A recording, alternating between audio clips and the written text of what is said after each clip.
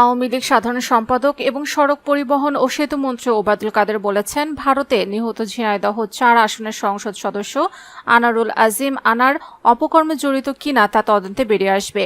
তদন্ত শেষ হওয়ার আগে কিছু বলতে পারছে না। বৃহস্পতিবার দুপুরে তেজগাঁওস্থ ঢাকা জেলা আওয়ামী লীগের কার্যালয়ে নবগঠিত যুব ও ক্রীড়া উপকমিটির সদস্যদের পরিচিতি সভায় তিনি কথা বলেন। সেতুমন্ত্রী বলেন, ঝিনাইদহ 4 আসনের এমপি আনারুল আজিম আনারকে তৃতীয়বার মনোনয়ন দেওয়া হয়েছিল তার জনপ্রিয়তার কারণে। এলাকায় গিয়ে দেখেন তার জন্য শোকার্ত এলাকার মানুষেরা।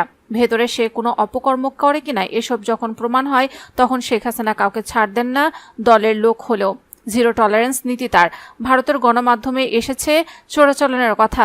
তার মৃত্যুর আগে দেশের কোনো সাংবাদিকের অনুসন্ধানী প্রতিবেদনে কেন বিষয়টা এলো না?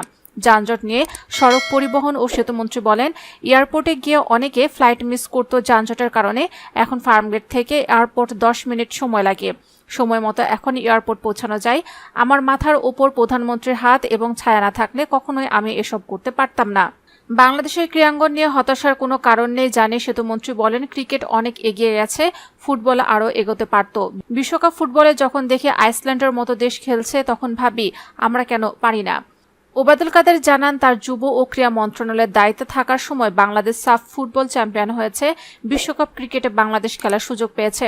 যুব ও ক্রীড়া উপকমিটির চেয়ারম্যান মোজাফফর হোসেন পল্টুর সভাপতিত্বে পরিচিত সভায় উপকমিটির কো চেয়ারম্যান হারুনুর রশিদ, যুব ও ক্রীড়া উপকমিটির সদস্য সচিব ও হুইপ মাশরাফি বিন মুর্তজা, সংস্কৃতি বিষয়ক প্রতিমন্ত্রী নাহিদ ইজহার খান প্রমুখ উপস্থিত ছিলেন।